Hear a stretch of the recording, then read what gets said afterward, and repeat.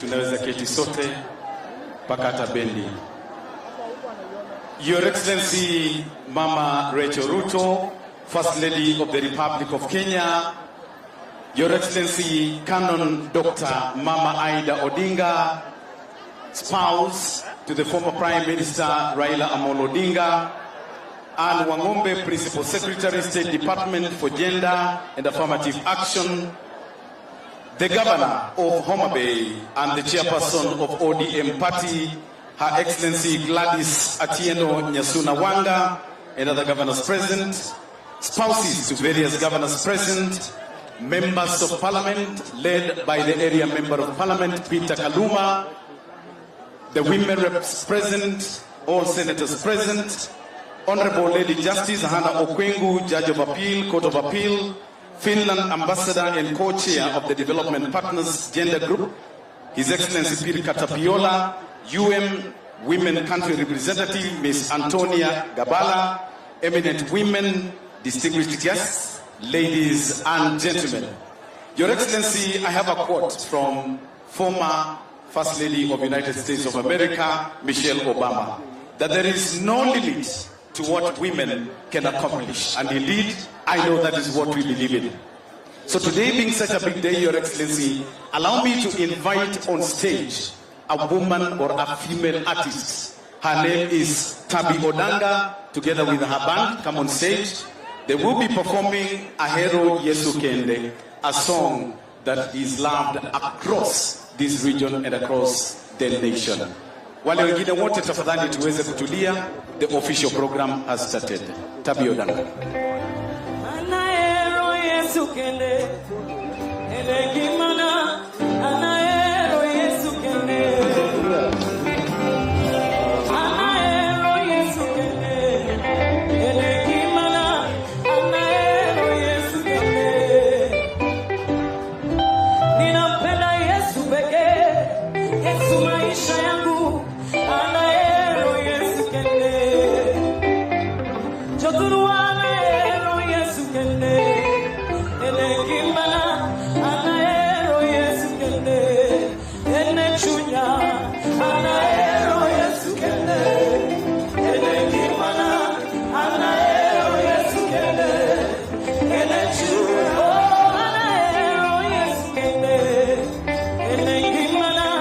Ahero Yesu Kende, enechunya. Ahero Yesu Kende, elegimana. Ahero Yesu Kende, enechunya. Anatione Yesu Kende, elegimana. Ahero Yesu Kende, enechunya. Ahero Yesu Kende, elegimana. Ahero Yesu Kende, enechunya. Ayapiga Yesu makofi mazuri. Shangwe na vigelegele kwa Yesu. Ahero Yesu Kende, elegimana. Ahero Yesu Kende, enechunya. Ahero Yesu Kende, elegimana. Ahero Yesu Kende, enechunya. Ni wananona kwenye wodi la moni, wananono. Ni wananona kwenye wodi la moni, wananono. Ni wananona kwenye wodi la moni, wananono baba. Ni wananono, ni wananono. Ni wananona kwenye wodi la moni, wananono. Never gonna to my Yesu, ni wananono. Ati moniba,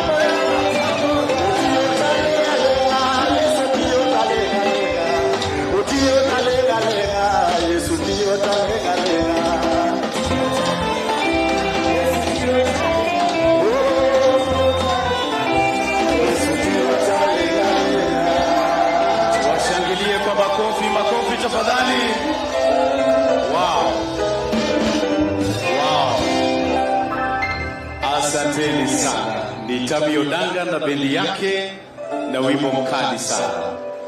Your Excellency, kuna wasanii wengine wengi sana katika kaunti hii ya Homa Bay, and due to public demand, baadaye nitakuwa namleta Onyi Papa J ili aweze kutuburudisha, kwa hivyo wakae standby.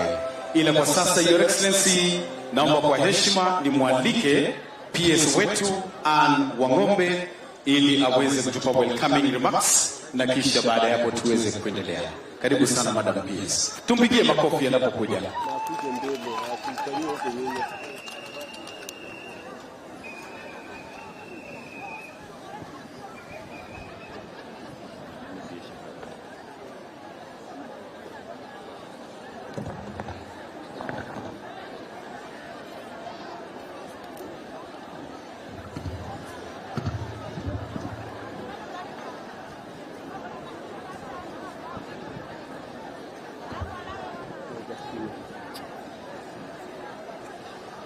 Her Excellency Mrs. Rachel Ruto, First Lady of the Republic of Kenya,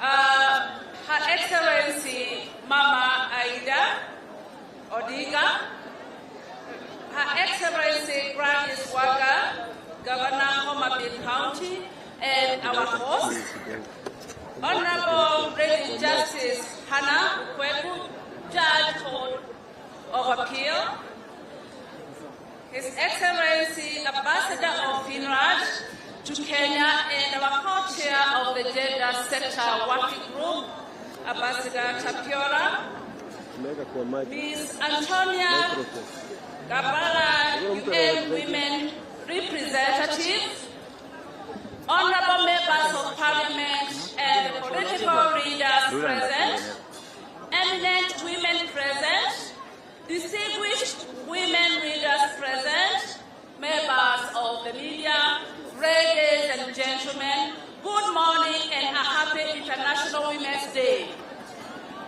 Good morning. God is good. Another time.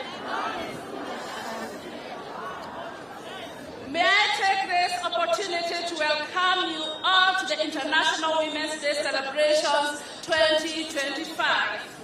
Nani kama mama. Today is a special day for women and girls, not just in Homa Bay County, but in Kenya and the entire world. It is indeed an honor that every year we take a step back and pat ourselves on the back for the awesome work we do as women. Let's celebrate ourselves once more. Let's give ourselves a clap.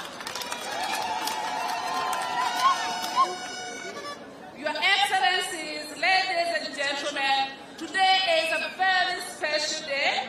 We are not only celebrating the International Women's Day, but we are also marking 30 years after the Beijing Conference, when we adopted the Beijing Declaration and Platform for Action, the most ambitious blueprint for women's empowerment ever conceived.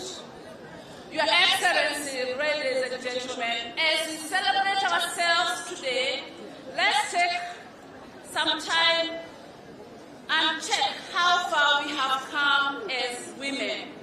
There are many glass ceilings that we have crushed, that we are still crushing, and others that we are going to crush. We must therefore make a deliberate resolve to soldier on as individuals, as institutions, and as the women of this great nation.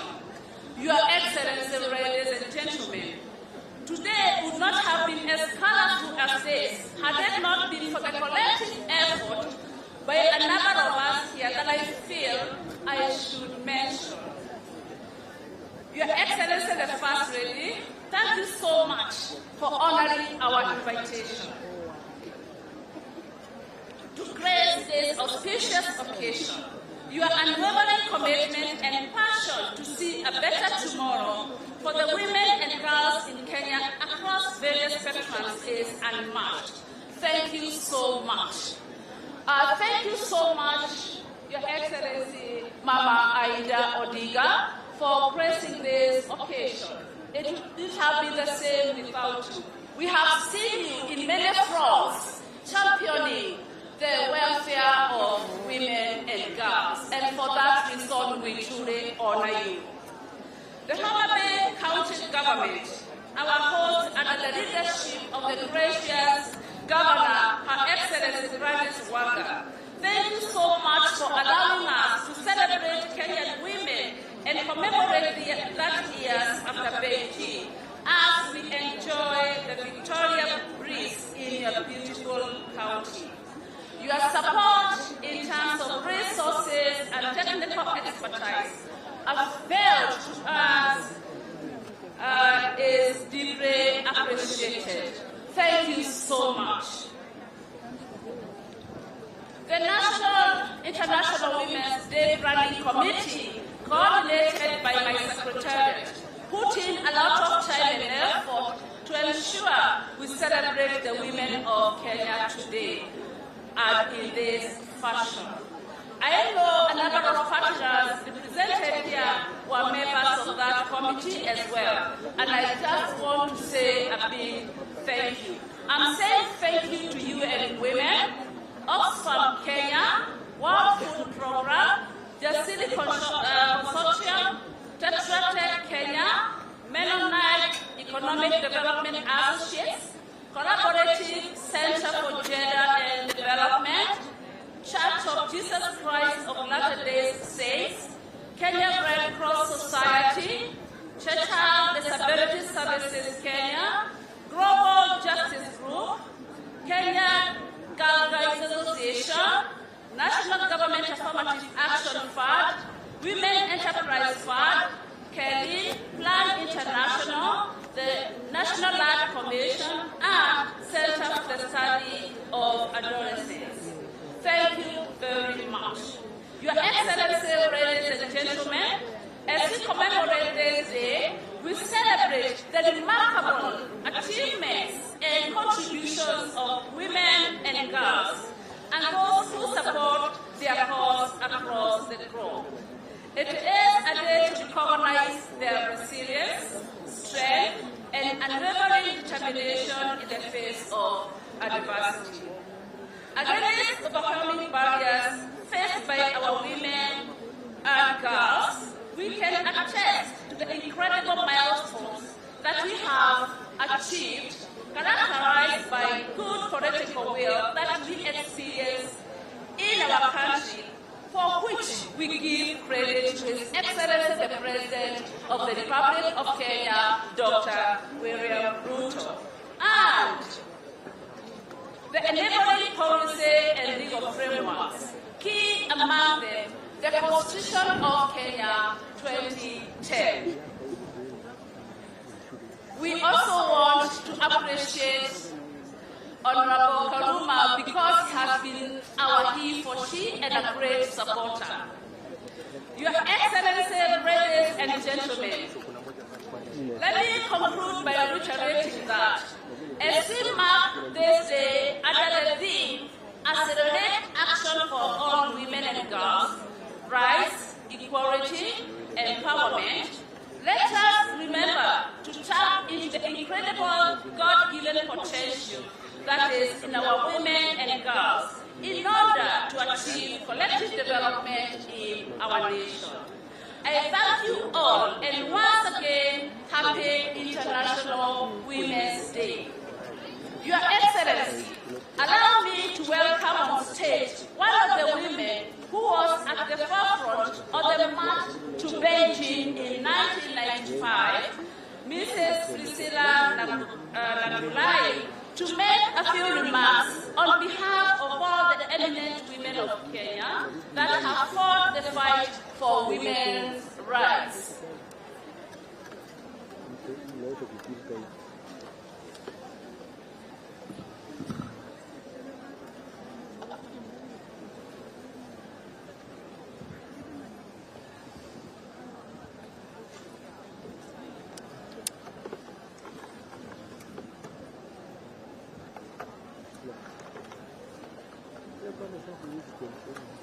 God is good all the time,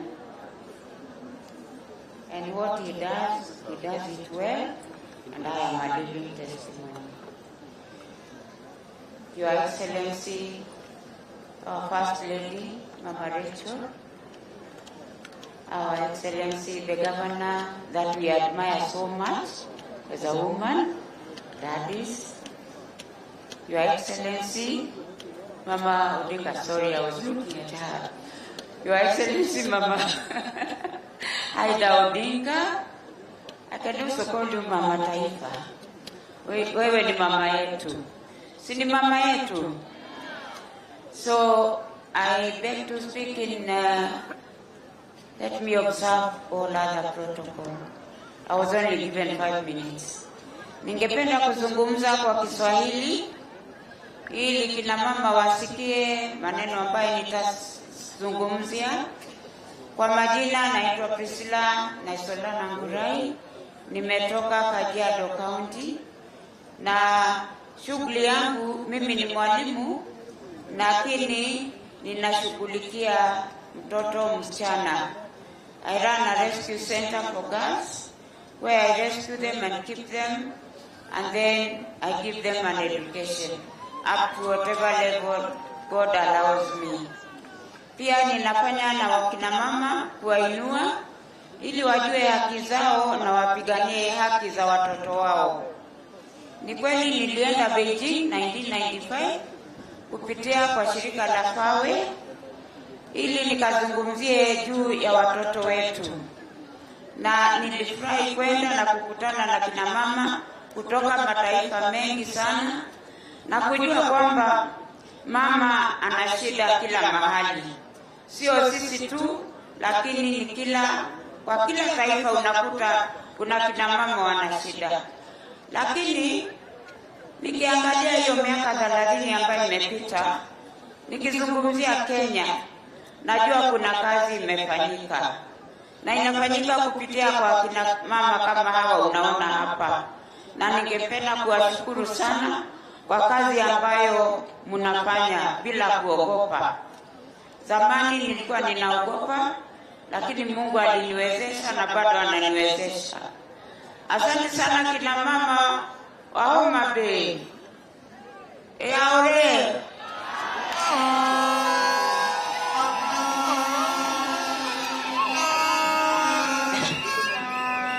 Nimefurahi sana kuona kina mama wamejitokeza kwa wingi hivi.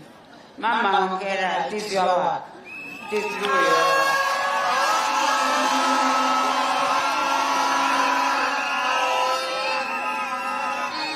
Ni tarajio langu kwamba Beijing platform itaendelea tu kufanya kazi, na kushukuru wale ambao wamefanya kazi kwa sababu kuna mabadiliko. Siku hizi kina mama wanajua haki zao na wengine wanapigania kabisa. Kina mama msichoke, endeleeni kupigania haki za watoto wenu. Wakati tulitoka Beijing, tulipofika hapo tulikuta wanaume wameshika mwiko. Wanatuambia, haya sasa mmekuja, tutakuwa tunawapikia, tunasikia sisi ndio tutakuwa wapishi. Lakini naomba wanaume wetu watuunge mkono kwa kazi zote ambazo tutafanya. Asante sana kwa nafasi hii. Nilipewa dakika 5. Asante.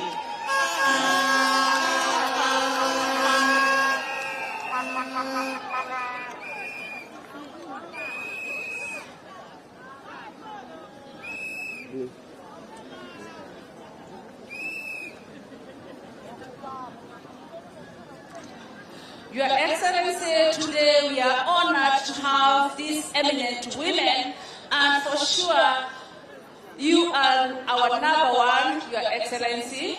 Mama Aida Odinga is also a great reader that we look up to.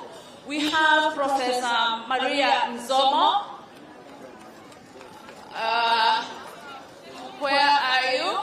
I don't know whether I can give you the mic to just say hello briefly, kindly.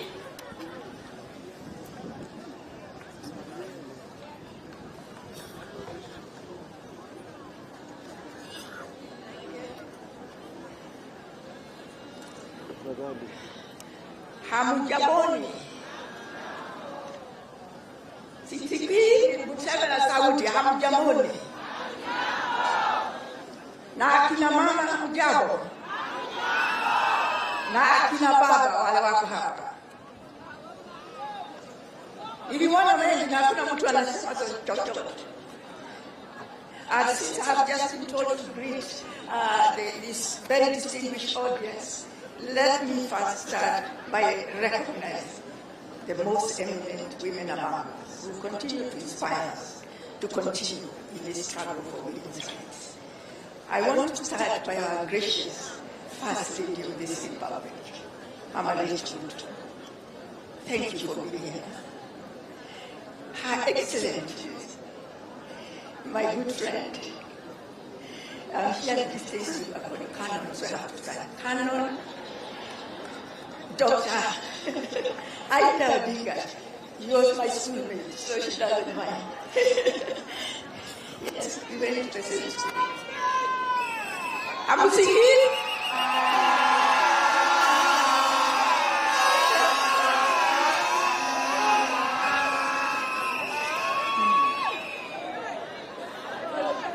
You want me to go this?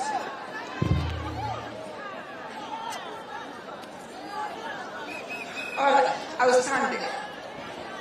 You haven't been said. I was just greeting the eminent women here present.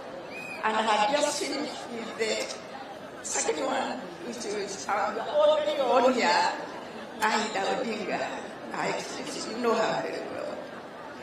We have other excellencies here, including the governor of this great county of Homa, our very own Gladys Wanga.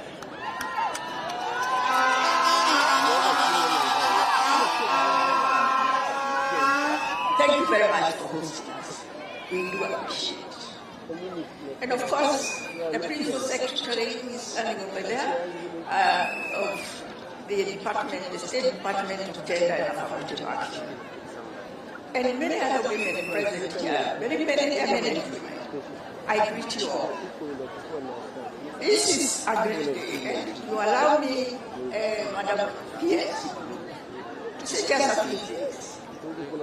It is good to acknowledge, and indeed we shall acknowledge the reason we are celebrating. We are celebrating the milestones that go beyond GPT. We are talking about BG plus 30. But this struggle started way back. It is more than a century now. When women said no to discrimination, that's when this struggle started. And we are part of that struggle journey. And as Kenyan women, we have made some progress. I remember I was a very young lecturer there at the University of Nairobi when there was no maternity leave for women. My children did not enjoy a mother with maternity leave. And I know there are other women here. We did not have housing allowance because we were told our men to take care of us. We could not travel anywhere without the man in your life, the husband, father, not get accommodation. And many other things which now we take for granted. We have a very good constitution, especially chapter 4, that speaks well about women and our rights. But having said all that, I want to say that one last thing, which has already been said. We need to move on the rest of this journey in united, holding hands, despite any diversities that may be among us as women, whether it is age, whether it is ethnic background, whether it is religion, whatever it is. Let's tighten our hold on each other. Because this battle cannot be won without women pulling together in one direction. We must do that. Accelerated action will not work unless we tighten our hold on each other and forget about those things that sometimes divide us. I'm also calling upon men. This battle cannot be fought by women alone. We need men to support us. We really need you to support us. And especially on this one thing that has been lagging for 20 years now, is our institution, the affirmative action. We want to see more women in leadership. You don't know, because I am a professor, I do know this because we do statistics. There are 10 countries in Africa which are ahead of us in terms of attaining the minimum requirement for affirmative action. We could even be ahead of them. But because of this affirmative action, which has not yet been implemented, and I know our government has said they are going to implement it, but we need as women to move for it. I appeal to all of us, especially those who are closer, like Mama Rachel, to assist us to move this thing forward, because we need the affirmative action. Thank you so much for giving me the opportunity. Thank you so much. Next, and we are going to give you just half a minute, is Honorable Rina Chebi Kilimo.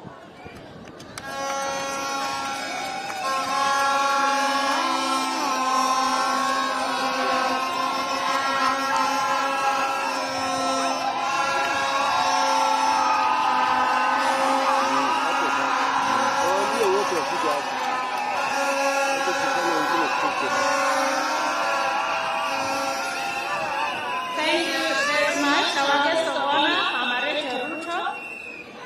Our guest of honor, Mama Aida. Colonel Dr. Aida Betty Odinga. I have to practice those names. Your Excellency, the Governor of Homa Bay County, Your Excellency Gladys Wanga, all protocols observed. I'm grateful to God for this day, for enabling me to come to Homa Bay County. Nashukuru wale wote walienda Beijing, Platform for Action, wakalete, na sisi tukakuja tukashikilia baton ya hiyo mbio ya wanawake kupatiwa nguvu. Nashukuru Zipora Kitoni, alikuwa Beijing pamoja na Nangurai. Yeye na Tabitha Sei, mimi kutoka jamii ya Wakalenjin, wakanifundisha, wakanishika mkono, mpaka nikaingia bunge, nikaenda ku-implement. Beijing walikuja na vitu 12 ambayo walisema lazima zifanywe ndio tupate usawa duniani. Kwa moja ni ile ya mtoto msichana, nikakuja na wasia mambo ya ukeketaji ya wasichana, lakini bado tuko mingi. Kwa hiyo 12 out of the 12 we are still struggling, and those after us ambaye mnasimama katika shoulders yetu, tunaomba pia muendelee kuangalia hiyo 12 ambayo iliandikwa kule Beijing, na ziko hivi: education and training, women and poverty, umaskini bado iko mingi, wamama na afya, wamama na mambo ya dhuluma ya wamama. Sasa nchi yetu ya Kenya tunang'ang'ana na mambo ya gender based violence na femicide. Nikisimama hapa nataka nishukuru rais wetu Dr. William Ruto ambaye aliona hapana, imezidi. Kwa nini wanawake wanauawa kila wakati na dhuluma ya kijinsia?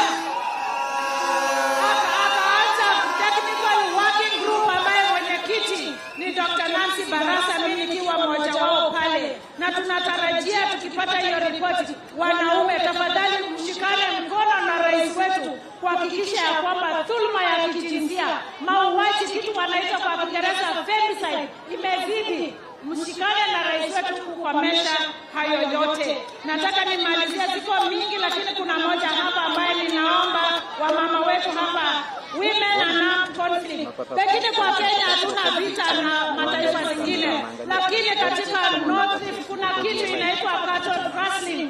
Wamama wanaumia kabisa. Your Excellencies, I beg you and all those who are coming after us to implement this. We have done our part. Thank you for this celebration. Happy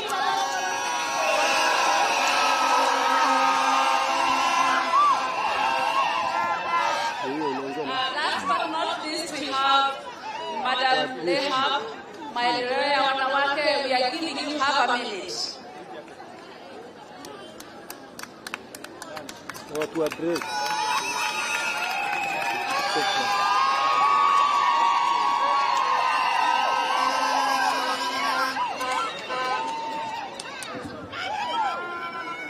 Your Excellency, the First Lady, by the time I give a minute, Canon Mama Aida, Mheshimiwa Gladys Wanga, kwa niaba ya maendeleo ya wanawake, allow me niulize wamama wale walienda Beijing, starting with Mama Aida Odinga. She was in Beijing. Can you, on behalf of the late Pamela Mboya, the late Grace Okot, the late Jane Keano, the late Oriero Komanduli, can we give them a moment of silence? Those are the ladies, together with Senior Council. Those are like Lilian Mwaura, Mrs. Pauline Kalonzo Musyoka, Commissioner Anne Wamba, Anne Mboya, Dr. Akinyi, Senator Beth Mungo, and our first woman cabinet minister, Mama Yiva Mwendwa, led people to Beijing. 1 second. Asanteni, with those few remarks, because of time, allow me to say, Your Excellency, the journey was started by Maendeleo in 1975. The women went to Mexico. 1985, we had Nairobi onward-looking strategies. That one, Your Excellency, I participated as a businesswoman to Liusa Biondo na vinyago mingi sana Nairobi. 1995, you have seen the team, and after that, the journey has gone over that years. Your Excellency, our First Lady, my request on behalf of Maendeleo, ile ninaombea hawa wamama. Mama, tunajua umefanya kazi sana na empowerment of women na njoiwo.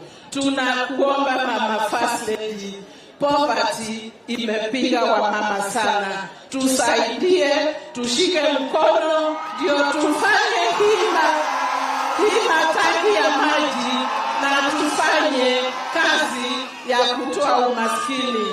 Mama First Lady, protect me, Your Excellency, because you need to hear this on this day. We have an issue of girls giving birth at the age of 13. Canon, I'm an Anglican like you, Mama Aida. You are a teacher. We cannot afford English to be number 3 in the world where our girls are giving birth at 13 years. Our PS gender is here. She's done a commendable job. We need to change that. With those many remarks, First Lady, we were with you in Kenya School of Government, and thank you for launching for the youth, a program for the youth. So with those few remarks, our sister Gladys Wanga, you are the second woman to chair a political party. Tunakushukuru. Shikilia hapo. Asanteni sana. Thank you. Thank you very much. In the interest of time, because we are constrained, allow me just to recognize, and please bear with me, UN Women County representatives, wherever you are, please stand and wave at the people. Please face the camera. Thank you very much. FINRAD Ambassador and co-chair of the Development Partners Gender Group, His Excellency Ambassador Chapiora. Thank you very much. Honorable Lady Justice Hannah Okwelu, Judge of Appeal, Judge of High Court of Appeal. Thank you very much. And with all humility and respect, allow me to invite Her Excellency Honorable Gladys Wanga, Governor of Homa County.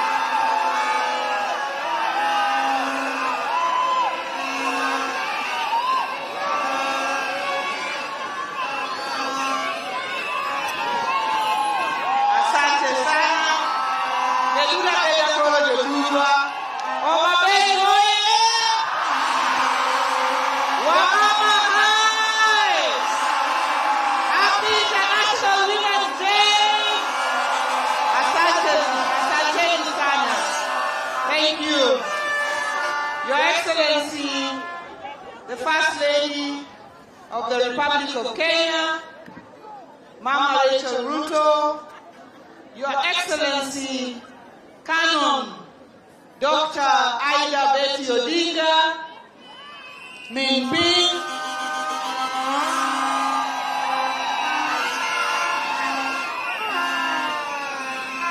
eminent women who have come together to celebrate together with us, the State Department of Gender, led by the Principal Secretary, who chose Homa Bay for this celebration, our elected leaders present, all protocol observed. Hamjambo.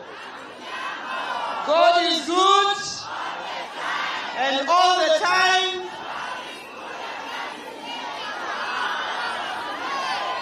Thank you very much. I will do a few things before I speak and invite our higher leadership.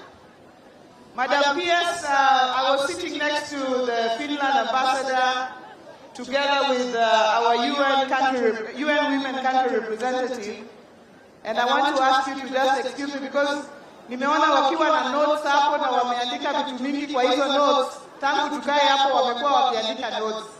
So wakirudi na hiyo notes inaweza kama mbaya kidogo.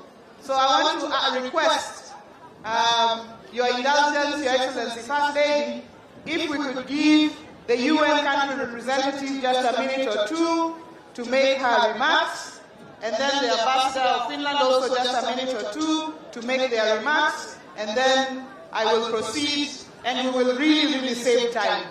Karibu our UN country representative and our UN women country representative, and a friend of Homa Bay, Madam Antonia Sodonon. Welcome. I'm welcoming you to come and say a word.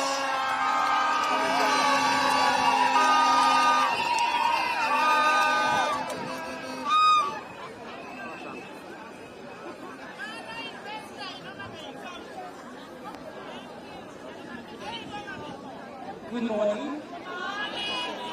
Your Excellency, Madam Ruto, Madam First Lady, Your Excellency, Mama Ada, it is a pleasure for me to be here on this very important day. It's a great pleasure for me to be here on this very important day. It's very difficult to say all the things that have been done to be done in 1 minute. So if you allow me, I am profoundly honored to stand before you today as we gather to commemorate International Women's Day 2025 under the timely theme Accelerate Action for All Women and Girls, Rights, Equality and Empowerment. This year's theme calls for action that can unlock equal rights, powers and opportunities for all.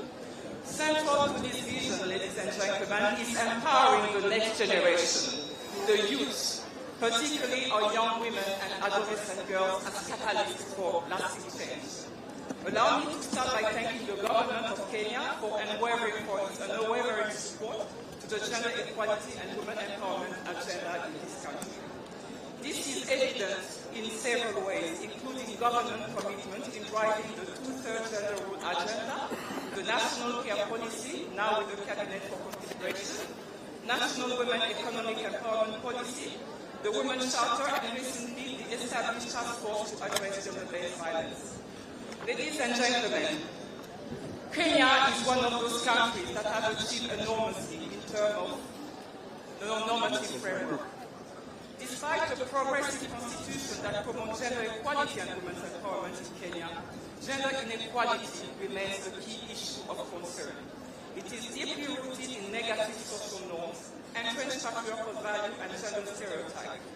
Women continue to be excluded from leadership and decision-making spaces.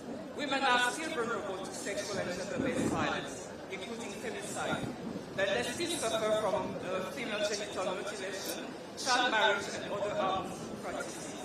Ladies and gentlemen, first, I would like to give you a few areas that we can refocus our energy on. First, the need to embrace and commit to financing for gender equality. This must be strengthened. We need to be able to allocate. Kenya is that country that can allocate budget for women and girls in order to address all the challenges that we are meeting. Secondly, we must invest in women as a fundamental human right. Women's rights, and I repeat it, women's rights are human rights. And this is the cornerstone of inclusive development.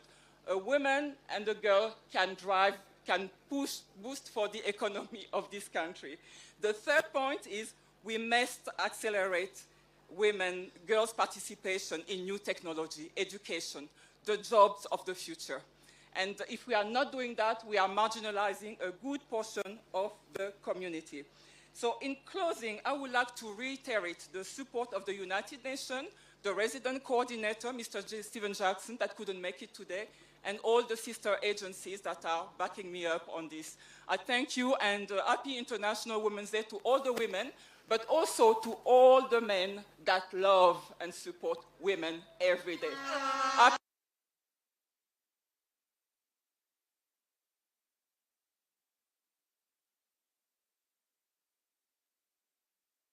You come and make a few remarks. Karibu. This is a he for she. Please let's give him a clap and a round of applause as he comes to make 1 or 2 remarks.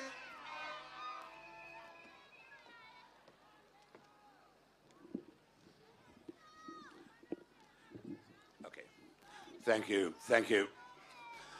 Your Excellency, Madam Rachel Ruto, First Lady of the Republic of Kenya, Your Excellency, Madam Ida Odinga, Excellency Governor Gladys Wanga, great to be here, and my dear, dear friend, UN Women Country Representative Antonia Sodonon, Excellencies, ladies and gentlemen, it is a pleasure to be here.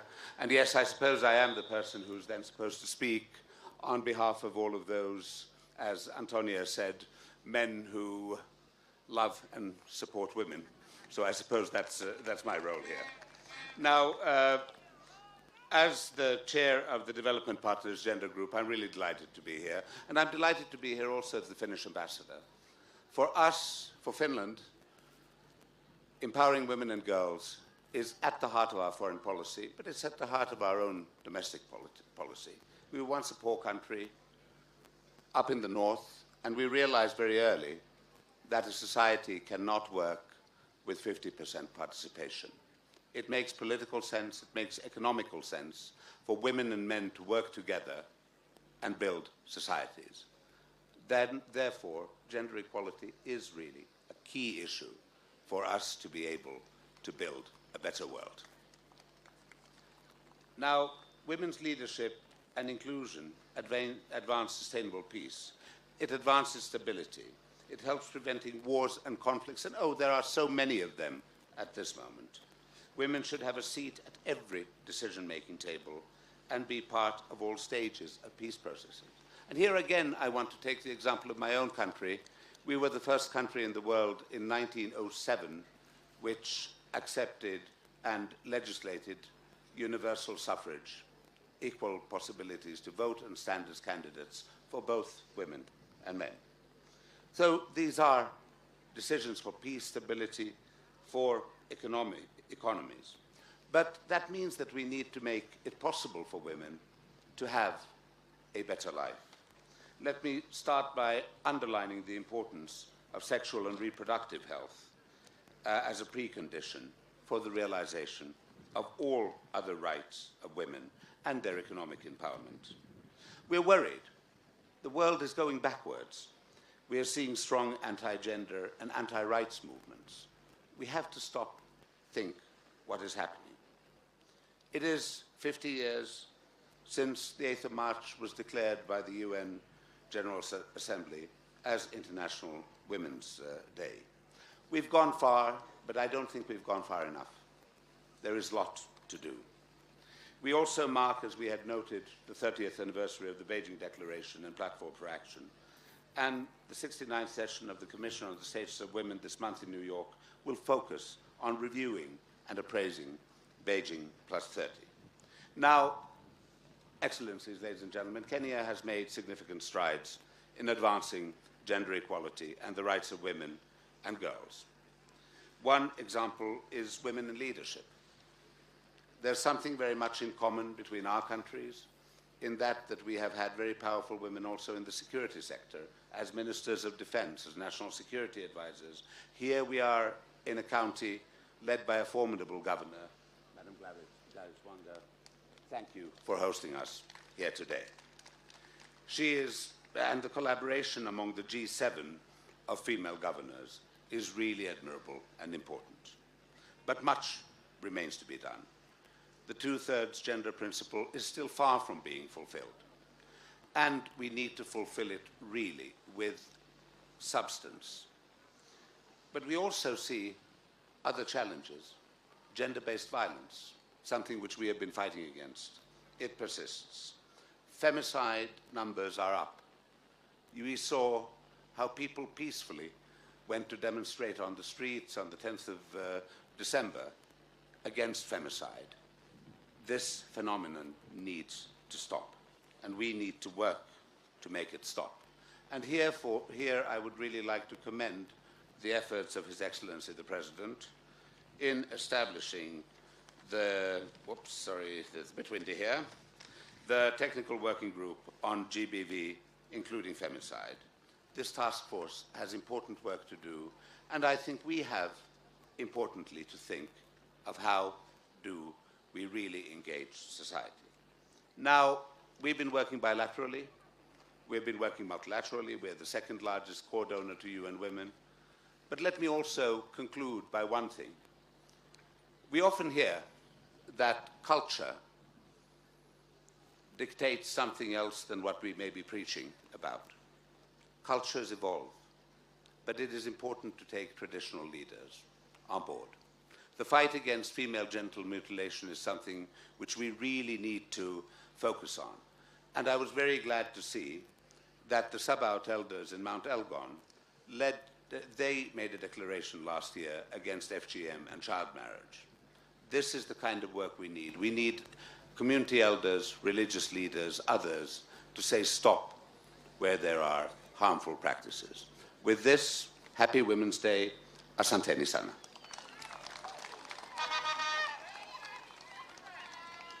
Thank you very much, Ambassador.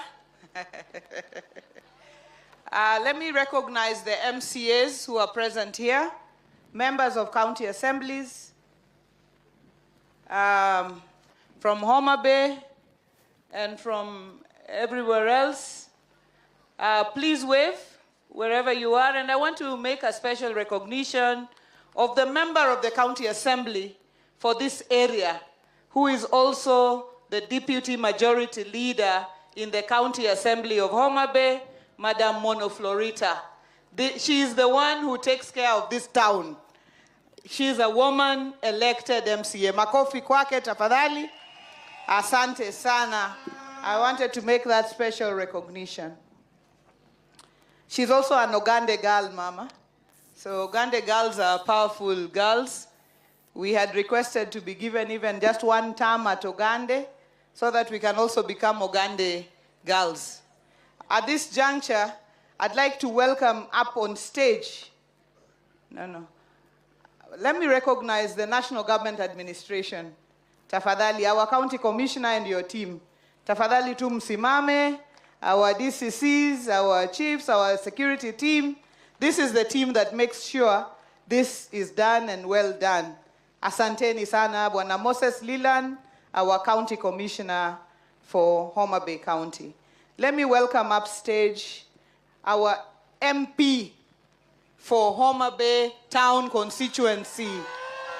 He for she, Honorable George Peter Opondo Kaluma.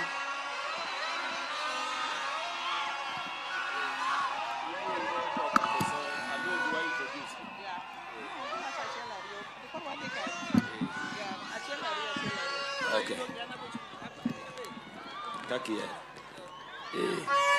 Thank you, Governor for Homa Bay. Your Excellency, the First Lady of the Republic of Kenya, Mama Rachel Ruto, Your Excellency, Min Piny Canon Dr. Ida Betty Odinga, the diplomats present, Your Excellencies, we have before us the Honorable Lady Justice Anna Okwengu, the only judge of the Court of Appeal this side of the country. Your Excellencies present, the eminent women who went to Beijing, alive with us here today, fellow members of Parliament, members of County Assembly, and all distinguished women here present. Happy International Women's Day. Your Excellency, I'm informed time is very short. Allow me to call to the stage all members of Parliament here present so that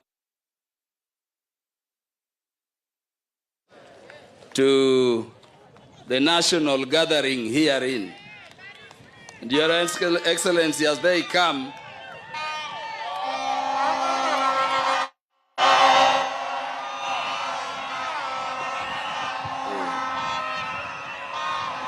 Your Excellencies, because of time, I want to request these beautiful female and women leaders of Kenya to introduce themselves, just to say a word, and then, we'll take it back, keeping with the time.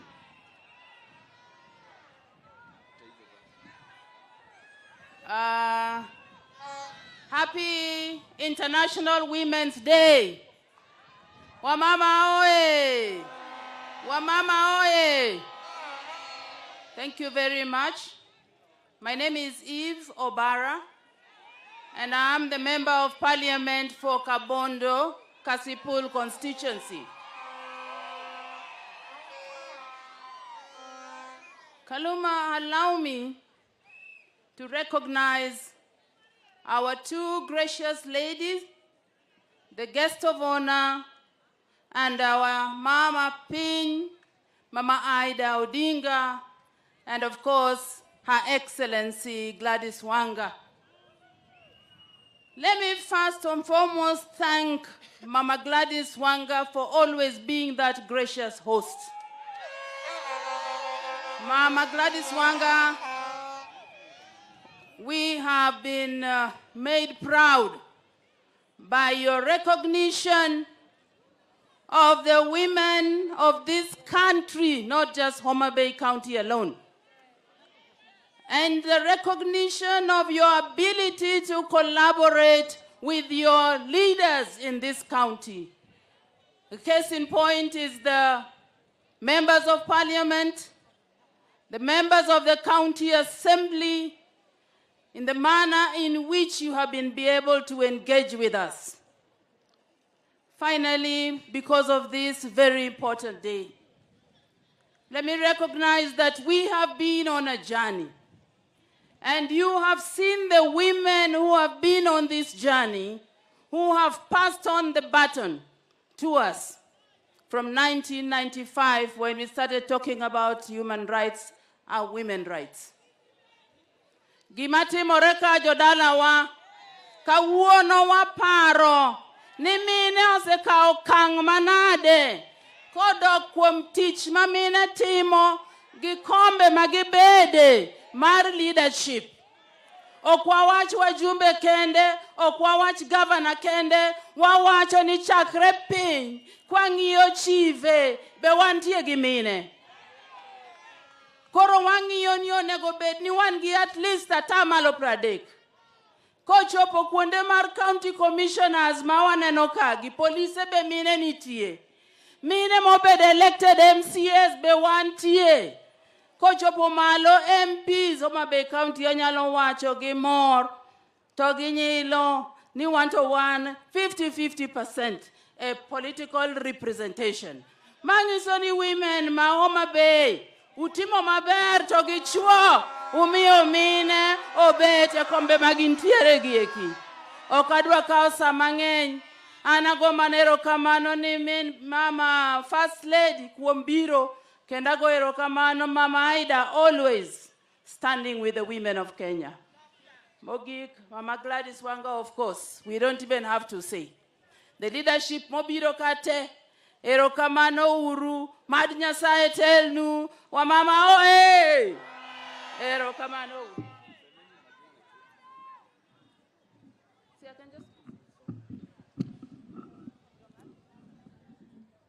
Your Excellency, the First Lady, Your Excellency, Mama Aida, Your Excellency, Gladys Wanga, siku ya leo, mimi nimekuja hapa na ninaitwa Mheshimiwa Cherusha Momanyi, ninatoka kaunti ya Nyamira, na I am so happy to see women.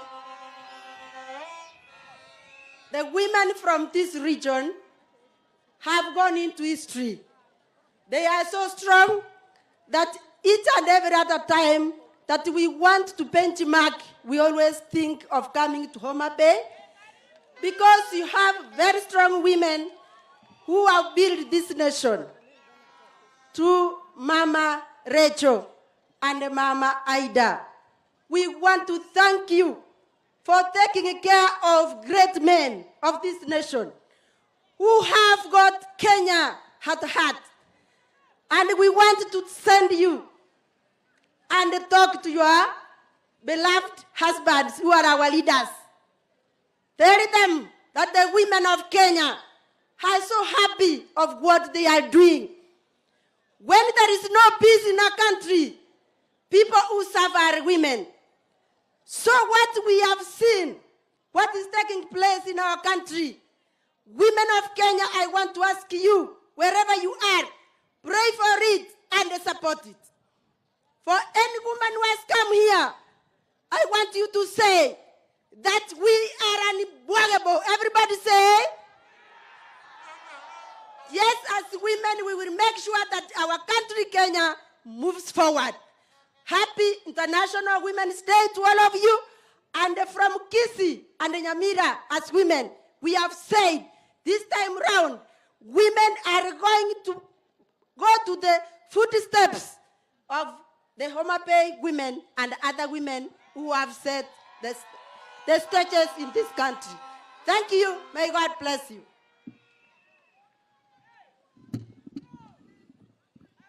Thank you very much. Wamama oye! Wamama oye! Allow me to stand on the protocols that have already been observed because of time. My name is Irene Nyakerario Mayaka, a nominated MP from the great party of ODM and the incoming chair, thank you, and the incoming chair of the Committee of Regional Integration in National Parliament, thanks to the great women of our party. I just want to take this singular opportunity to salute the First Lady, Mama Rachel, our mother, Mama Aida, for the great things that you do for us, my sister, the Honorable Her Excellency Gladys Wanga, the eminent women who went to Beijing when some of us were still in primary school, and to all the women who are here, I salute you all. Let's keep supporting each other. Back home, I am an anti-FGM champion, and we continue to tell our girls not to accept the practice. But I just want to tell all of you, tuzidi kukua akina mama wa maana katika nchi letu la Kenya. Nyasaye ber, tosechete, erokamano, Mungu awabariki.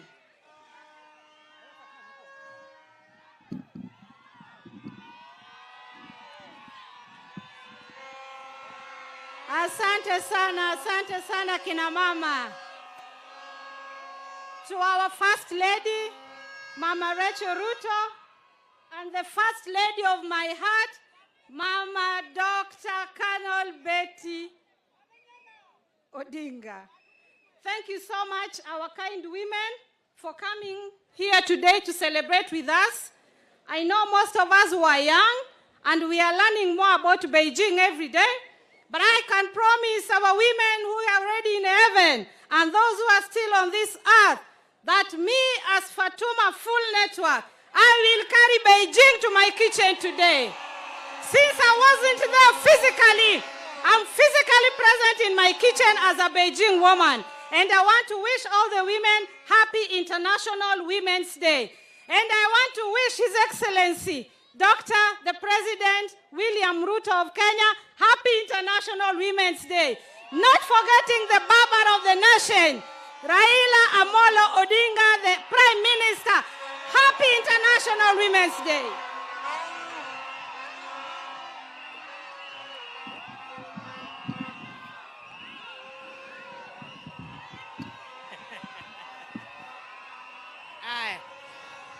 Thank you so much. Thank you so much. Bwana Yesu asifiwe. Bwana Yesu asifiwe. Your Excellency, Mama Rachel Ruto, Your Excellency, Dr. Ida Betty Odinga, distinguished guests, ladies and gentlemen, Homa Bay County, Happy International Day. Thank you so much. As the county woman representative, I want to take this opportunity to thank our Excellency Gladys Atieno Nyasuna Wanga for having given us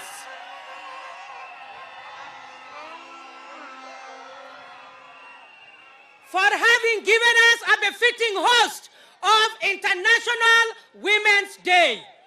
Because I know that much has been given unto us, our work today is to welcome people to the county of endless potential, a county which has women who are servants of the people and diligent to drive Homa Bay County, and we say the sky is not the limit.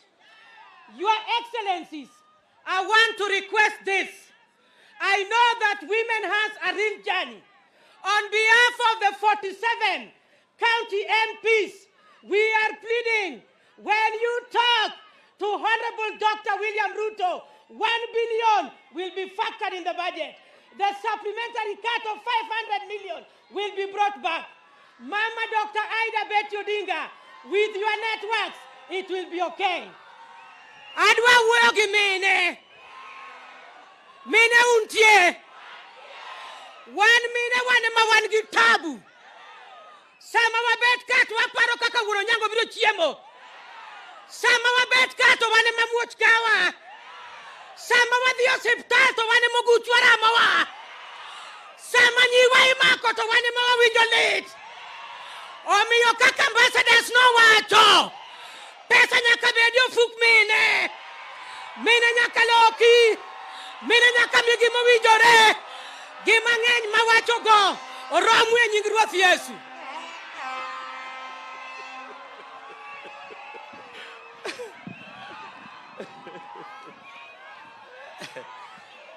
Yeah, because of time, we have very great women around here. Just give me a minute to formally welcome the First Lady and Min Ping to Homa Bay County. And First Lady and Min Ping, Homa Bay is home. Come to Homa Bay anytime, because this is the constituency and this is the county where the 2/3 gender principle has never been an issue. In Homa Bay County, we are nearly at 50-50. And it has never been an issue for us since we passed the new constitution.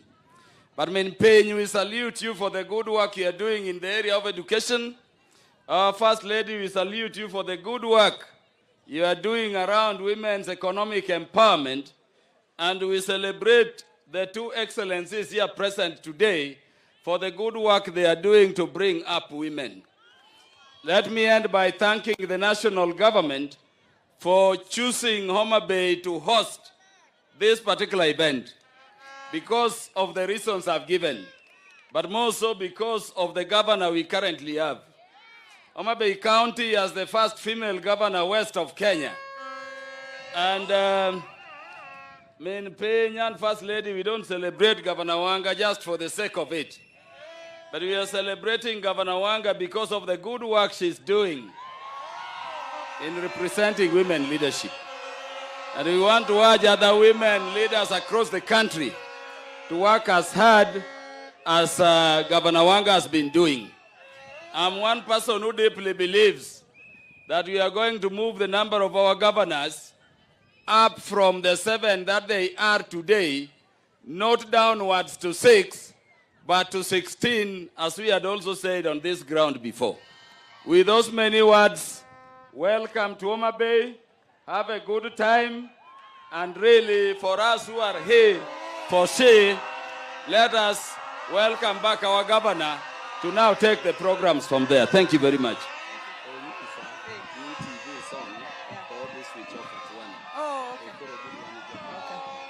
Asante sana, waheshimiwa, asanteni sana.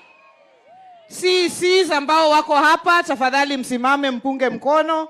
Our CCs who've been working hard with the gender department to make this possible. Roslyn Omolo, our CC for devolution, and Grace Mercy Osewe, our CC for health. Your Excellency First Lady, I also happen to be the national chairman of the largest party south of Sahara and north of River Limpopo, the party ODM. And I want to ask all members and officials of ODM, tafadhali mpunge mikono, mahali popote mko. I have seen Catherine Okoth, the woman leader of the ODM party in Nairobi. Magi Sewe pia asanteni sana, Mungu awabariki. Let me just make my remarks very briefly and start by really thanking you, Your Excellency, First Lady, for making time to grace the 2025 International Women's Day celebration here in Homa Bay. I also want to thank very much Her Excellency Canon Dr. Ida Odinga for making time to come together with you so that we celebrate the women of Kenya. And we are happy that you're here because it is most appropriate for you to be the ones who are here. Because, Your Excellency First Lady, you have put in a lot of work as far as economic empowerment of women is concerned, and you move from place to place on the table banking agenda for the women of this country so that women, as has been said by previous speakers, can have money in their pockets. Mama Ida Odinga, you are synonymous with the empowerment of the girl child and the empowerment of women in this country.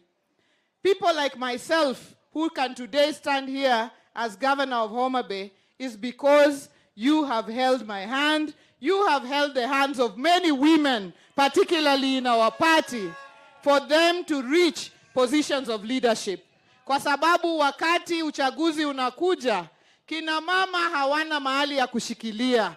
You can be thrown out by the men very easily, especially when you're going for positions as senior as governorship. And Mama Dr. Ida Odinga, we thank you because you have never left women behind when it comes to political emancipation of the women. I want to use this opportunity to thank very much the eminent women who went to Beijing, on whose shoulders we stand. And they have been listed here. I don't want to go over them again. Mama Ida, you were there. All the women who were there, Mama Naisula, you were there. You have given us your story and what you had to overcome. We don't take it for granted that because of that way that you opened, today we are accelerating progress in terms of women in leadership and women's place. We are not where we ought to be, but we have made steps forward. The gaps remain. Yesterday, I was very happy. When we were at KICC, when we were formalizing, His Excellency the President was this side, and His Excellency Right Honorable Raila Amolo Odinga was on this side. And they stood together, and both of them said they are giving priority to implementation of the NADCO report, and particularly implementation of the 2/3 gender rule. They made that commitment, and it couldn't have been a better gift for the women of Kenya ahead of the International Women's Day today. In Homa Bay and across the country, we still struggle with the triple threat of sexual and gender-based violence, teenage pregnancies, as well as new HIV infections, particularly among young women. These are issues that we must confront head-on.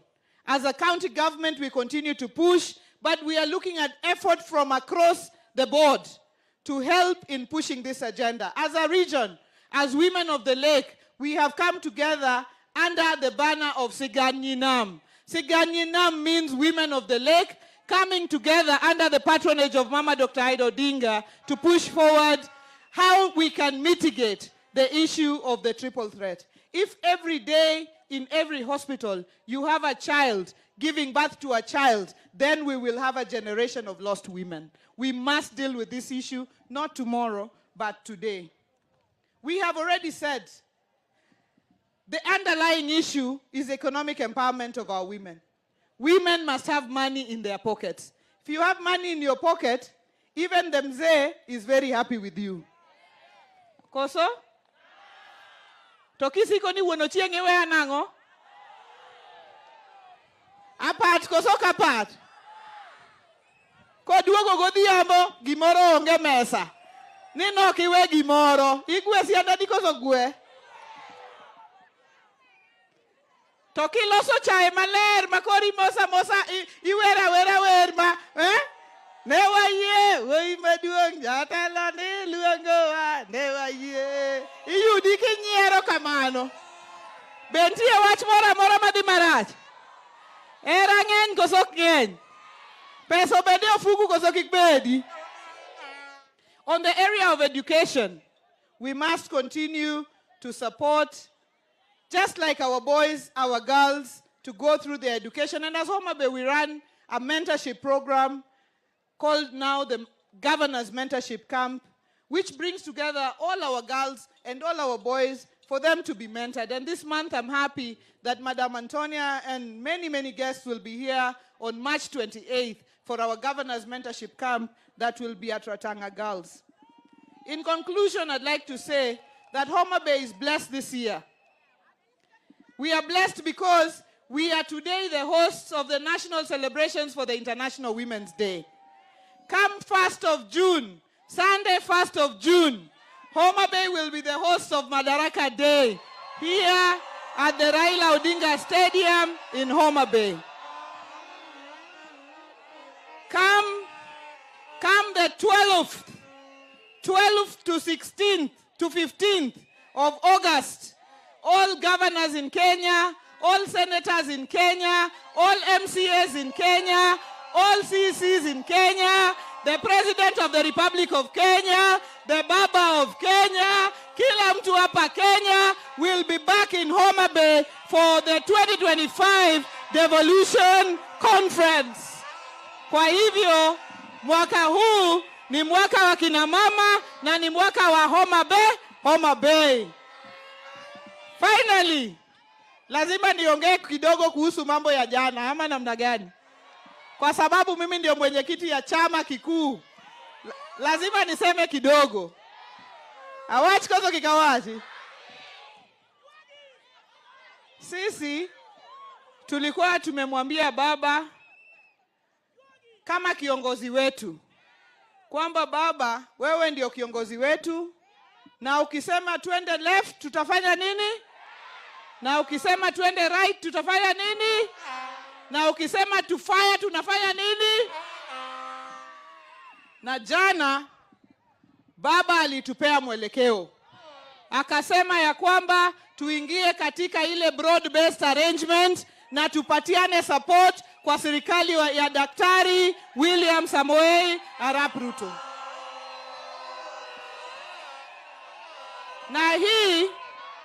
Na hii si kwa sababu baba anataka kitu ama kwa sababu president anataka kitu.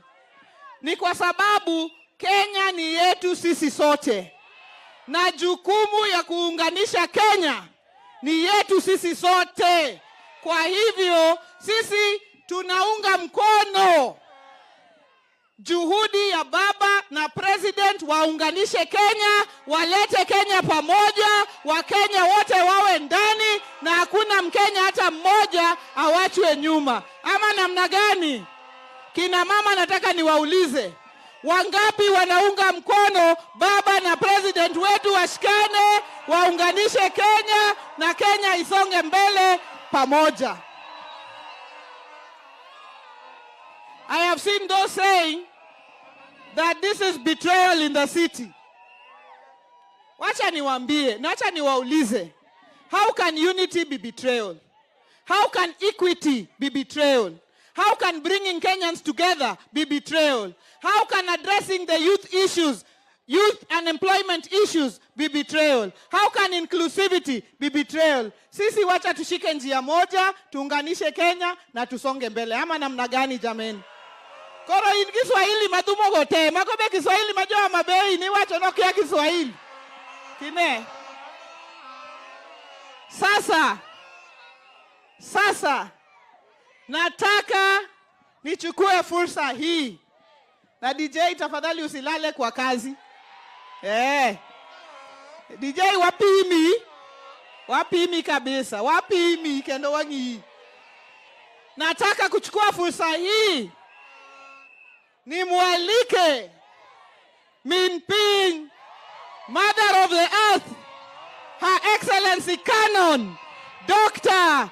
Aida Betty Odinga aje.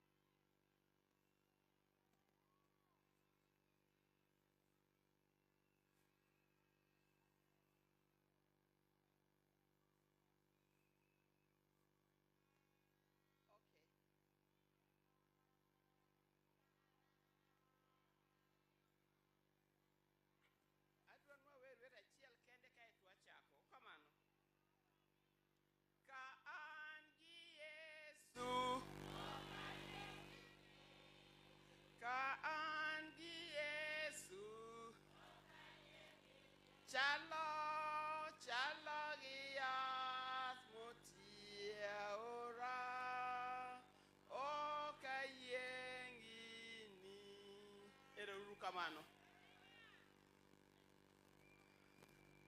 Her Excellency Mama Rachel Ruto, Her Excellency Gladys Wanga, all the distinguished ladies and gentlemen, all protocols observed. I'm so happy to be here today. But first of all, I thank God. Ngamanongeyo. Ngamanongeyo. But God knew. Nyasaye nongeyo. Nuabrobedo kodi chengwa kawuono. So we thank him for giving us this opportunity to come here as women of Kenya. Today is International Women's Day. This International Women's Day started long time ago, and it is being celebrated every year. We are so happy that this year it is being celebrated here in Homa Bay, so that it has brought the issue of women close to the women in Homa Bay. The issue, the theme for this year of girls, equity and empowerment of women. How do we empower women? First, it begins by us empowering ourselves. By you empowering, don't just think of you as a person, but also look at your neighbor, your friend, and the people who are downtrodden, and how you can empower them and help them to come up, to be strong, and help one another. We must hold hands of our fellow women. Don't wait to be held. You also hold somebody, because there's always somebody who is lower than you. There's always somebody who is less fortunate than you. So you must start by encouraging those women and children, and girls particularly, who are younger than you, less fortunate than you. By holding their hands, we'll all rise together. Since the International Women's Day started, I think in Kenya we have achieved a lot. This year, I do get the Lord, don't worry. Don't worry. Don't worry. I'll come back to the Lord, bro, what you need to go take.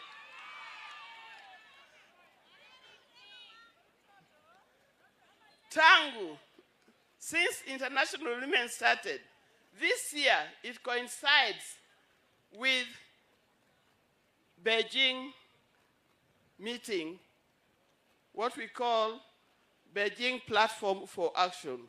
You know that thing started, we heard of it for many years. Me, the first time I heard of International Women Commission Status of Women, or that Beijing platform, was way back in 1985, when it was being celebrated in Nairobi. Few of us were there. I think Professor Maria Nzomo was there, my friend and my schoolmate. And few of us were there. Then it went to 1995, when it went to Beijing. And I'm happy to see the lady, Priscilla, who talked about Beijing, and she's also here. I went to Beijing as a leader, as a woman, but we were all fighting for various things. Tulikuwa tunagombania vitu mbalimbali. Mine was empowerment of women politically. That particular time, I was fighting for women to take a position of leadership in this country. Don't get kamano. Yes, I went under the organization that I started, which now is, we don't know where it is, known as the League of Kenya Women Voters. Now, the League of Kenya Women Voters empowered so many women. Many women who came into position of leadership at that time were members of the League of Kenya Women Voters. So for us to be empowered also, I want to say that we need to have strong women organizations. We need to have strong women organizations. Now, like organization, we hear of maendeleo ya wanawake. But organization also like FIDA.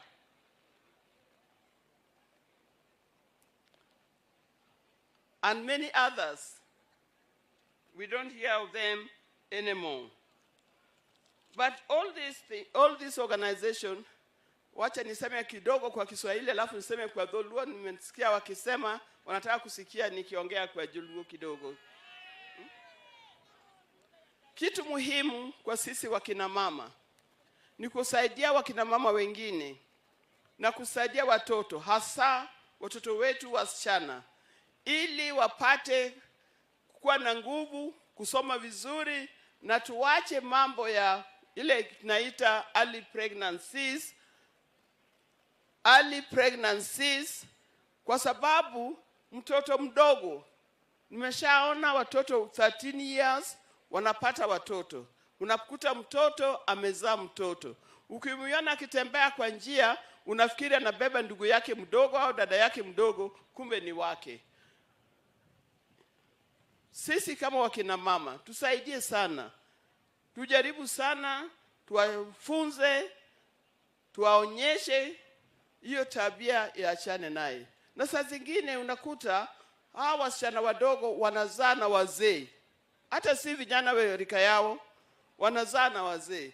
Kwa hivyo mimi napenda kuambia wazee wale ambao wako na tabia ya hiyo, tafadhali mstep backwards. Mpatie watoto nafasi ya kukua na kusoma. Jambo lingine ni jambo, we talked of early pregnancies, but we also talk of early marriages. Any child who marries below the age of, I think it is 21. Anybody who's marrying a girl who is less than 21 years, that is called defilement. Ala? Mmeshawahi kusikia mambo kama haya? Mmeshawahi kusikia mambo kama haya? If you go with a child who is a child below age of 18, you are defiling that child. Hata ukisema aliyekubali, hakuna mambo ya kubali. You are defiling that child, and that is kosa.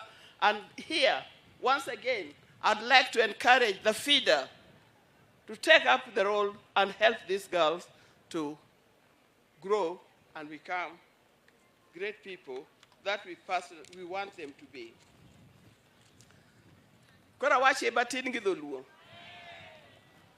Mana matin tu okamano. Wach mar weche mag mine en wach masache moko wakao kaka kawaida. Token kawaida. Wan joma mine kuko keto teko e wach mar puonjo nyithindwa kendo rito utewa, then watimo nyithindwa go marach nikech ok gibedo ka ging'eyo gik monego gitim. Wacho weche mag nyithindo manyiri. Weche nyithindo manyiri hasa nyathi ma 13 ma higni 13 kata 14 ok nyal dhi tedo nikech mokwongo pok osomo, okia gimotimo, to kata mane ot ka bokia gimotimo, kako rikete no dhi tedo. Ka en kamano, odhi puonjo nyathine monyuolono, to dhi puonjo ang'o? Bentie gimonyalo puonje? Bentie gimonyalo puonje? Ema miyo nyaka ungana lwedo mondo wakony nyithindo manyiri mondo dong kong'e gima timo. Mondo ka gibedo madongo, ginyalo bedo somebody. To ok gibed ni koro gin bende gin kanyo, koro ginyorore kanyo, min gibed ni kanyo, onge gima nyathi nyalo puonjo nyathi, mane rachne. An seche moko iluonga ni Nyarugande. Anya pinje mang'eny e Luoland ka. Anya Homa Bay. Aneno nyi Ogande girls kanika. Pod gintie. Aneno nyi Ogande girls. Adwan mondo joma mine, particularly mine ma Homa Bay. Wagero gimoro e skund cha. Tigere ni nyithindo manyiri. Wagero ot maduong' maka moro kata mana meeting makoro wan go kani. Korumo. To un duto nyalo jonde odno bua chopi. Wabed gi bura e hall no.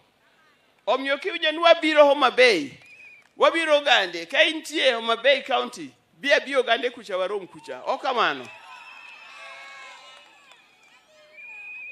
Wadwa kete gik mang'eny mopogore.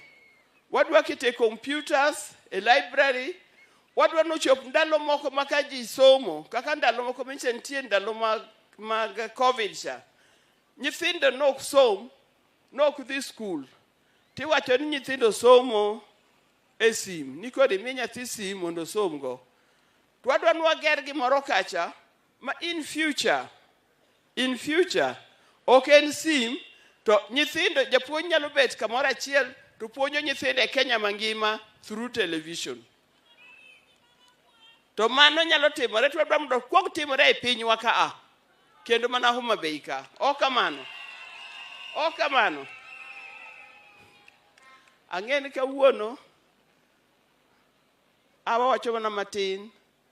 Tamor mar romo kodu, amor manenou, to gimitimo no, kata in siasa, kata in japur, kata in johala, tich mitiyo no, tiye maber moloyo, ticha duto baditim. Give it your best. Whatever you do, give it your best.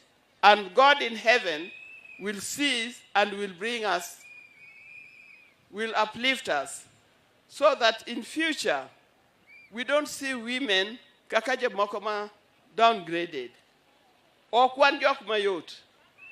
In fact, Nyasaye ka nochwe miyo, nochwe bana bange ko sechwe gik moko tebo tieko.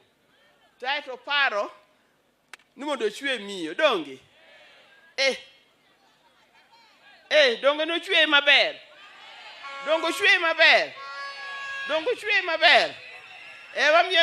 One very special. One kakamine, one very special. Nikech en mana gwa Nyasaye chwe mugik. Bang' mano Nyasaye ok ochwe gimoro kendo. Okamano. Omiyo nyakwa mor kwang'eyo ni waber, donge. Wabeyo, wariek, wanyalo. Mine nyalo. Erouru kamano mar Nyasaye gwedhu gi matin go.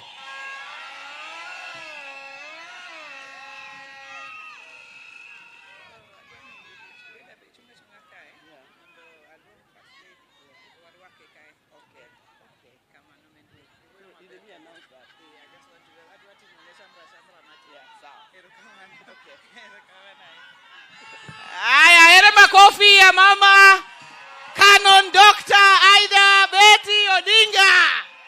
Ere sigala mine ma Homa Bay, mwarwa kogo min piny. Bas. Koro, gini koro chope ng'iende. Ng'iende kosok ng'iende. Wapi onyi? Aya. Sasa nataka kila mtu asimame tafadhali. Nataka kila mtu asimame juu. Everybody, please rise up and let me use this opportunity to welcome on stage our First Lady of the Republic of Kenya, Mama Rachel Ruto. Karibu, Your Excellency, First Lady. Onyi.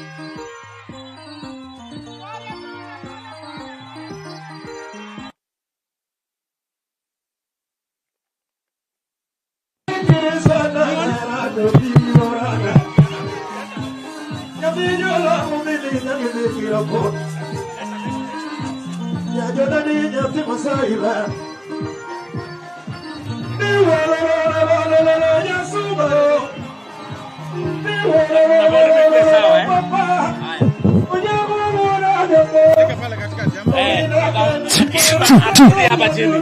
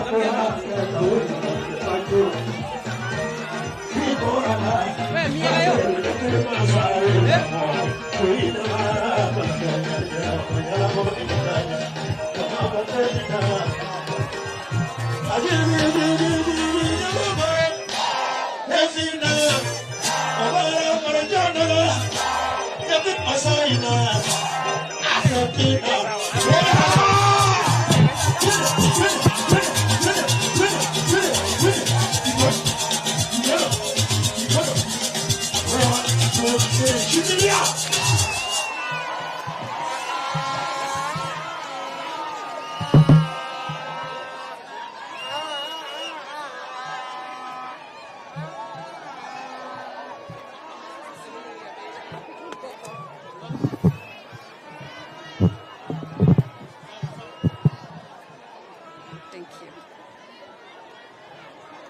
Asanteni sana. Asanteni sana. Asanteni sana.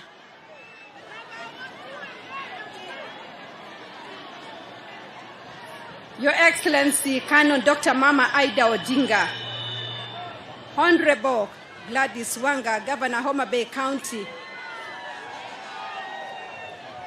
Anne Wangombe, Principal Secretary, State Department for Gender and Affirmative Action, Your Excellency, Pika Tapiola, Finland Ambassador and Co-Chair of the Development Partners Gender Group, Ms. Antonio Gabala, UN Women Country Representative, elected national and county government leaders present, eminent women in Kenya who have joined us today, distinguished guests and partners, ladies and gentlemen, good afternoon. Wamama hamjambo. Wamama mpo. Omusunyi luo. Nyi Homa Bay opak Yesu. Happy International Women's Day 2025. Kina mama, hebu tusalimiane. Bwana Yesu asifiwe. Mbona sioni mikono yenu? Bwana Yesu asifiwe. There is no better place to celebrate International Women's Day 2025 than Homa Bay County. I am honored to commemorate this day with you and other women in Kenya.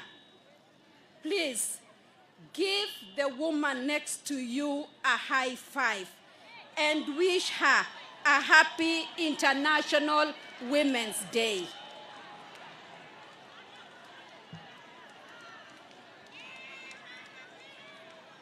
Our President, Dr. William Ruto, sent me with his greetings and best wishes as we celebrate this day.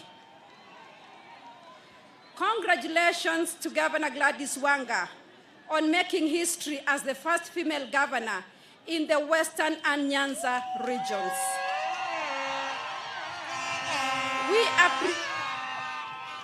We appreciate the State Department of Gender and Affirmative Action organizing this year's celebrations in this grand county.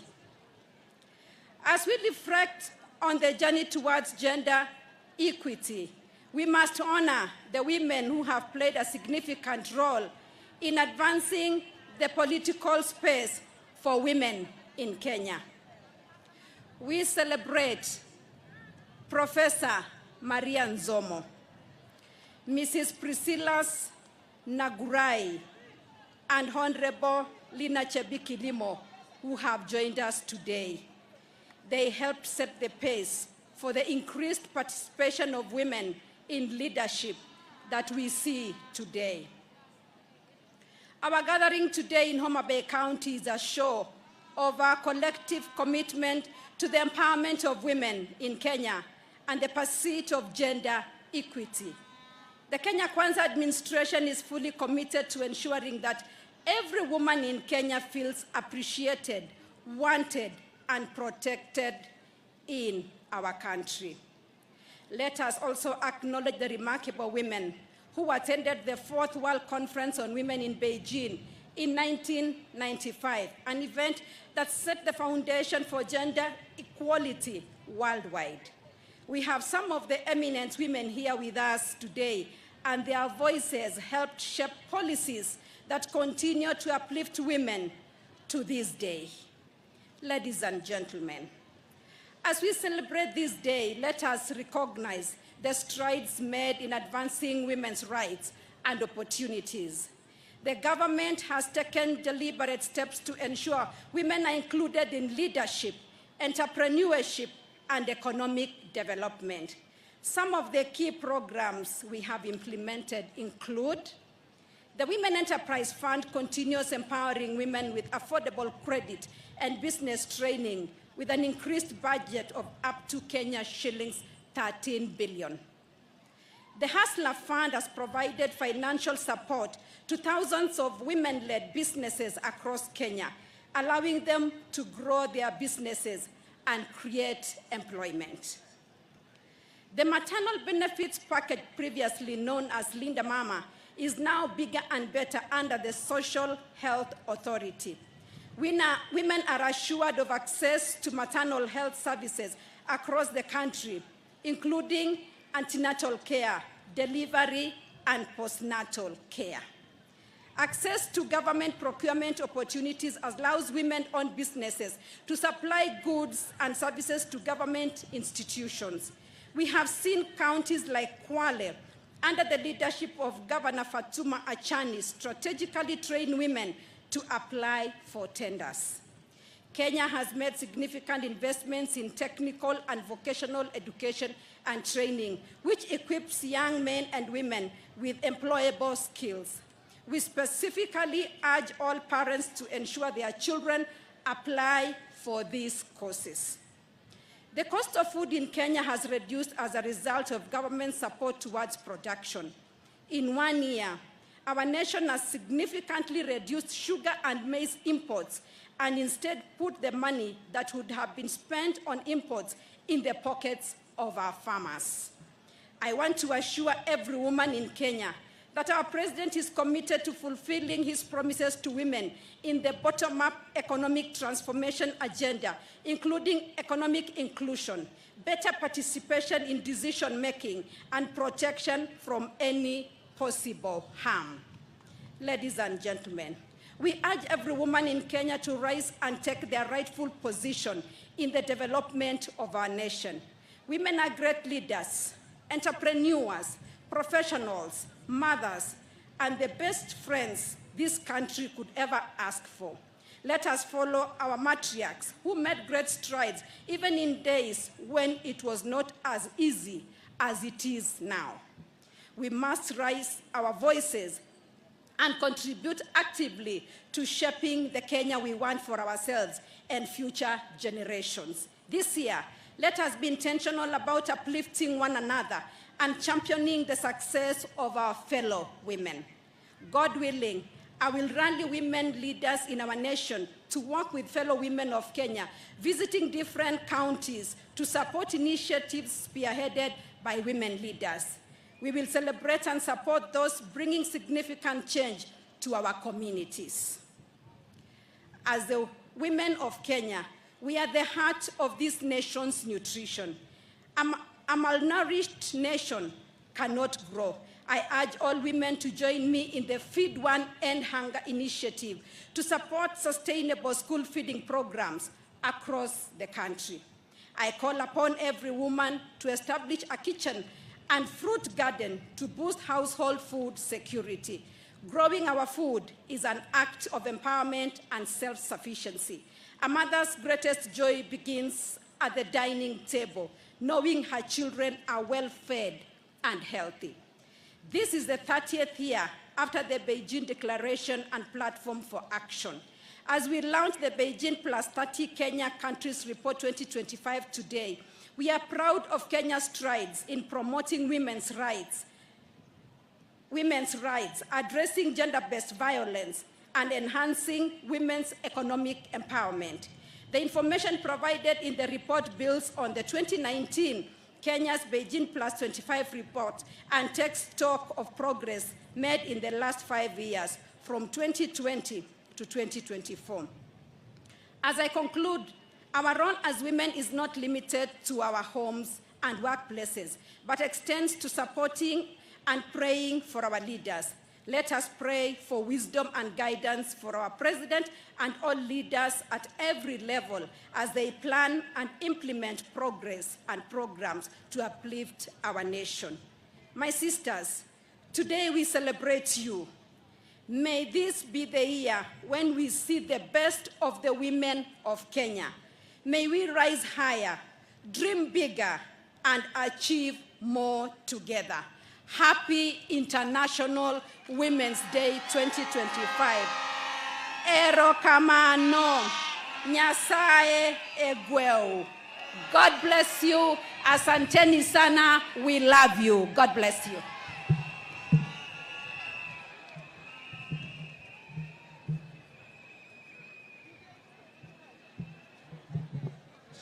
Your Excellency, tunakuomba ubaki hapo juu ya jukwaa ili tuweze kupeana tuzo kwa baadhi.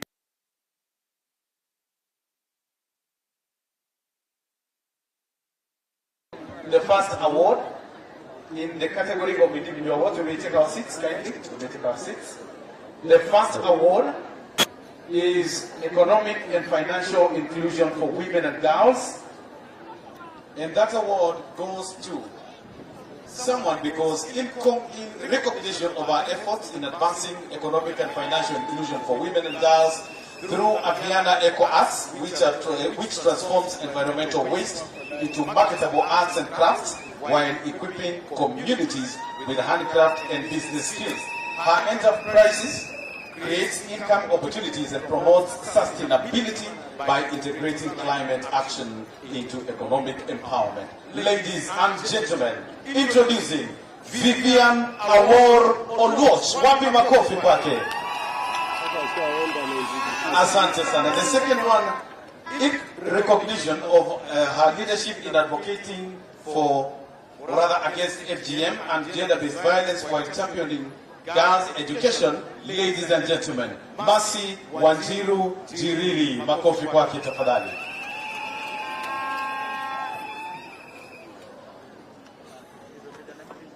Next, in recognition of our outstanding efforts in advancing reproductive health rights for women and girls through Superb CBO, a feminist organization supporting underdeserved communities in Kibera, introducing Yasmin Mohammed Nasur. Wapi makofi.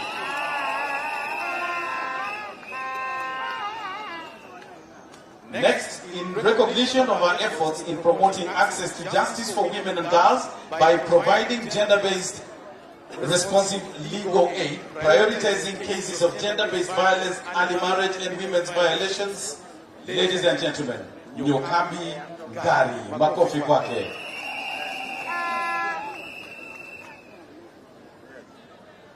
and now institutional award in recognition of its commitment to gender equality and women's empowerment through progressive work policies, inclusive hiring and leadership opportunities for women.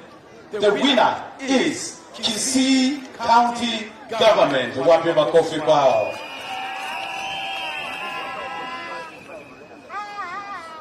In recognition of its commitment to gender equality and women's empowerment by providing economic opportunities for women, we have a non-state organization, Aviana Eco Arts.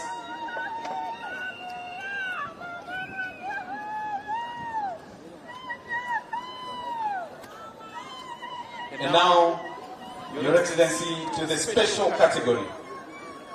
Coming up next is a force to reckon with in the gender agenda. She has been behind the many government policies, and even as she presently serves in the private sector, she is keen to ensure support of the gender agenda. Ladies and gentlemen, Ms. Faith Kasiva.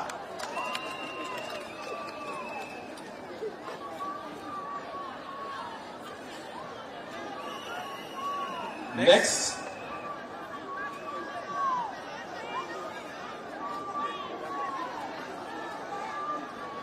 her efforts in women peace speak for themselves.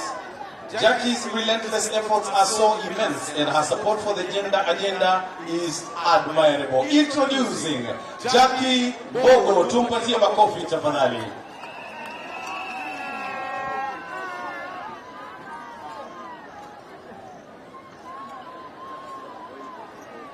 I request all of us to take the stage to take a photo with Her Excellency pamoja na PS na Governor.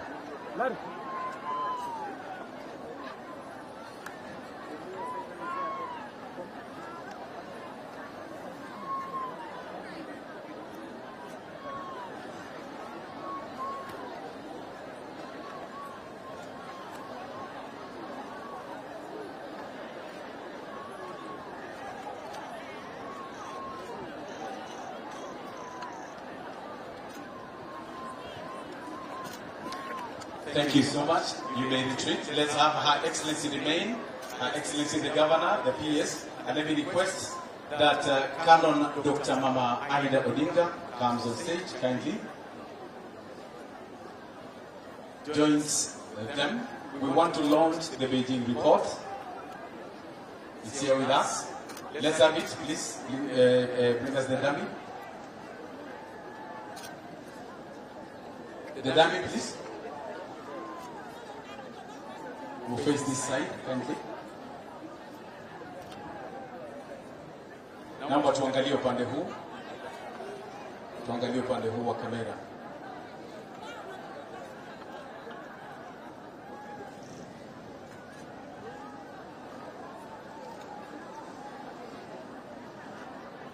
Sasa tuangalie hapa mbele.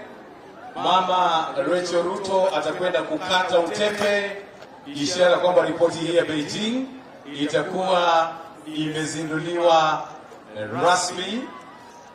In the count of 10, 9, 8, 7, 6, 5, 4, 3, 2, 1. Wapi vigelegele? Wow. The Beijing report is here with us. Congratulations, Mama Rachel Ruto na viongozi wale wengine wote. At the same time, I now request the following eminent women to come forward to receive the report. Ambassador Maria Nzomo, Priscilla Nangurai, and Honorable JB Kilimo. Please come forward.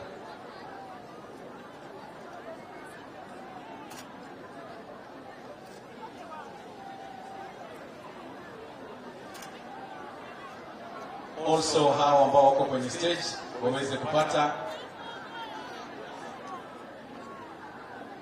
Kindly remain on stage, Your Excellency.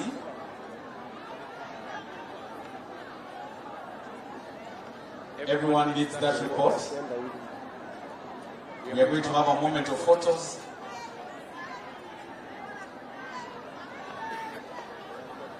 we face in front as we take a photo. Ambassador Finland, please come over, kindly. UN Women, country.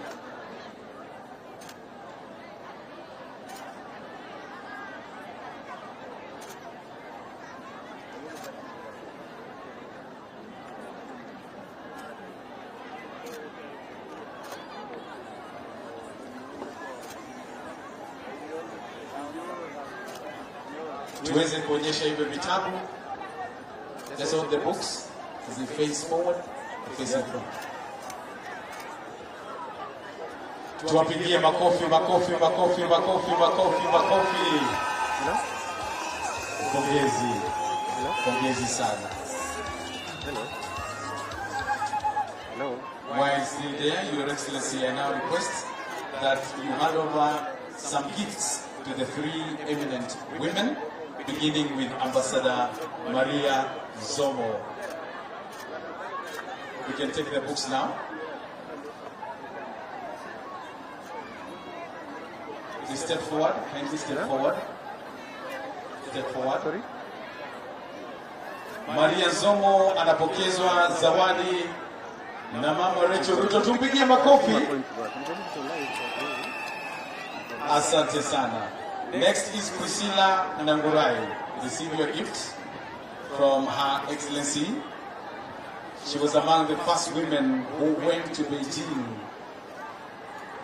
Miaka ya kitambo sana kutetea kina dada. Makofi kwake.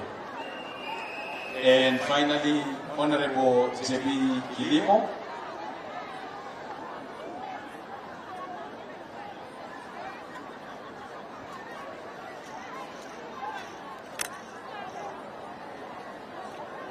I'm very sure Mama Ida was also in Beijing.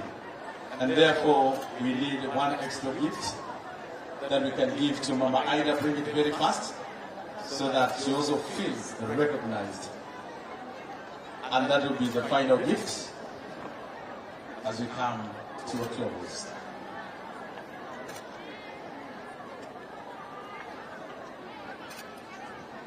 All right. Na sasa Mama Aida naye pia anapokezwa zawadi. Makofi jamani. Asanteni sana. The rest of us may fall out so that we leave Her Excellency Rachel Ruto to lead us in the national anthem. Let us all fall out. Thank you.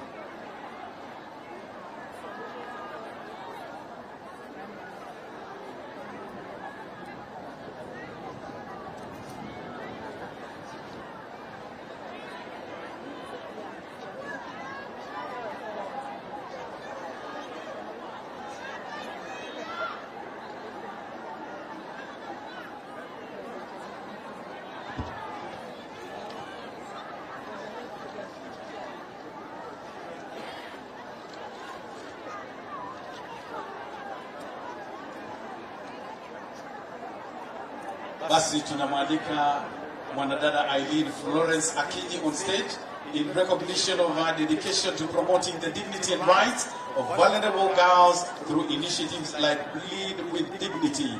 Amefanya kazi ya maana sana. Msichana wa miaka 12. Makofi na vigelegele kwake. Amepokea pia tuzo kwa sababu ya juhudi zake na amepokezwa kumbatio la mama wa taifa. Asante. Tumwache sasa mama wa taifa peke yake kwenye jukwaa. Tusimame sote tafadhali tunapomaliza na wimbo wa taifa.